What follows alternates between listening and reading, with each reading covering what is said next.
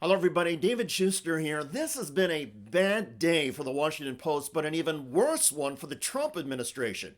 We will get to both in a moment. First, in a briefing on Capitol Hill, members of Congress were shown the Pentagon video of the second strike on this alleged Venezuelan drug boat. But what I saw in that room was one of the most troubling things I've seen in my time in public service.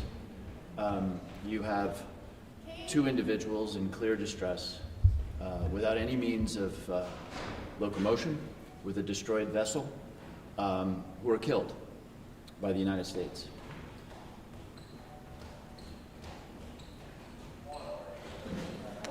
Congressman Jim Himes of Connecticut, who was the senior Democrat on the House Intelligence Committee, paused and was then asked to elaborate, and he returned to the microphones. Can you tell us a little bit more about exactly what was so troubling? What were some of the things that troubled you? Under the DoD manual for abiding by the laws of armed conflict, the specific example given of an impermissible action is attacking a shipwreck. Any American who sees the video that I saw will see the United States military attacking shipwrecked sailors. Bad guys, but attacking shipwrecked sailors. Now there's a whole set of contextual items that the Admiral explained. Yes, they were carrying drugs. They were not in the position to continue their mission in any way. People will someday see this video and they will see that that video shows, if you don't have the broader context, an attack on shipwrecked sailors. Himes paused again and then addressed allegations swirling against Trump Secretary of Defense Pete Hegseth. The last thing I'm going to say is that the Admiral confirmed that there had not been a kill them all order, and that there was not an order to grant no quarter. There had not been a kill them all order or an order to grant no quarter. That means this Washington Post story, Hegseth order on First Caribbean boat strike, officials say kill them all. This story was wrong. Now, it's possible the Washington Post sources really told the reporters this was Hegseth's order, but the sources were incorrect according to the admiral in charge of the operation. So that's a big blunder and black eye for the Washington Post. However, the news for the Trump administration is not exactly exonerating. Over the past 3 months, the U.S. military has attacked more than a dozen alleged drug boats, but the Trump administration has not gotten congressional authority or sought a declaration of war. And that means these missions are law enforcement actions. And in U.S. law enforcement, even far from our shores, government agents are required to give defendants, including drug smugglers, an opportunity to surrender. Then, once arrested, the alleged drug smugglers must be given due process in a court of law. In other words, the opportunity in a courtroom to defend themselves. When U.S. agents carrying out law enforcement shoot defendants first and then shoot again to make sure people are dead, that is murder. Military experts say that whether the multiple attacks were part of a law enforcement action or whether this was a military attack against enemy combatants, the actions were still wrong.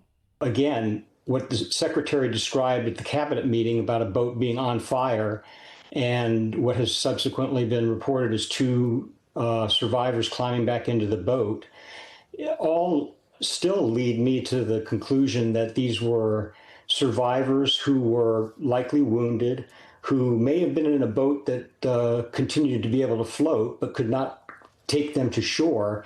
Under all these circumstances, when you add all these facts up, the conclusion under the law is that they were shipwrecked. And unless there was some kind of hostile act or the capability of engaging in a hostile act that would render the protections that the law accords them moot, then our obligation when we hit them with the first strike was to rescue them, not continue to target them. The Trump administration now says the two people who survived the first missile strike may have been reaching for radios or seeking assistance from other alleged drug traffickers. But that rationale for the follow-up strike is also problematic. Assuming that this is a lawful armed conflict in the first place, which is something that most legal experts dispute, having a radio doesn't in and of itself deprive shipwrecked persons of their protection from attack.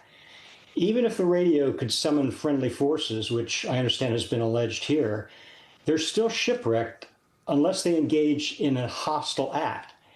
We need to be really careful about arguments like this because they have the potential implications for U.S. forces. For example, downed U.S. airmen are equipped with survival kits that include life rafts and radios. Those radios are expressly intended to call for rescue by friendly forces. International law also considers downed airmen shipwrecked and deserving of protection and rescue. Under those circumstances, would we agree that having radios makes them lawful targets? It's a good question for Pete Hegseth, and despite the Secretary of Defense apparently not giving the U.S. military orders to kill all survivors of the boat attacks, Hegseth is still expected to face tough questions in congressional hearings. Lawmakers in both parties believe the U.S. policy of attacking alleged drug boats is illegal and unlawful, and public pressure against the Trump policy may intensify once the Trump administration releases the horrifying video of the follow-up strike. You released video of that first boat strike on September 2nd, but not the second video. Will you release video of that strike so that the American people can see for themselves what happened? I don't know what they have, but whatever they have, we'd certainly release, no problem. Whatever they have, we will certainly release. And that gets to another part of the Washington Post reporting that has not been challenged. Quote, the two men were blown apart in the water, and if the video of the blast that killed the two survivors on September 2nd were made public, people would be horrified, said one person who watched the live feed. Members of Congress have now watched that video feed and confirm it is indeed horrifying. And that only begs the question, is the Trump administration attacking these boats just because Trump and Hegseth believe the U.S. Constitution and laws of armed conflict are for losers? We should all have contempt, not just for Trump and Hegseth, but also for all of our fellow citizens who keep tolerating them. By the way, Donald Trump Press Secretary Karoline Leavitt has now been fact-checked on Trump's recent MRI by a medical doctor. As part of President Trump's comprehensive executive physical, advanced imaging was performed because men in his age group benefit from a thorough evaluation of cardiovascular and abdominal health. The purpose of this imaging is preventative, to identify any issues early, confirm overall health, and ensure the president maintains long-term vitality and function. There really is no preventative cardiac MRI. This is not a standard test for an 80-year-old man to undergo advanced imaging. Boris, the whole note has kind of a weird and defensive, evasive tone to it.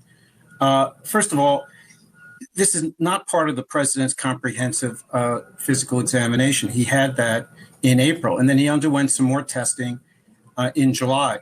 If you look at his first administration, the president, like most presidents, only underwent one comprehensive physical exam every year. So this comes, completely off cycle. Check out that video at the link below. It generated a lot of comments on YouTube. One of the most popular is from Bondman, who wrote, there is no such thing as a preventative MRI. You get an MRI when they are looking for something. Indeed.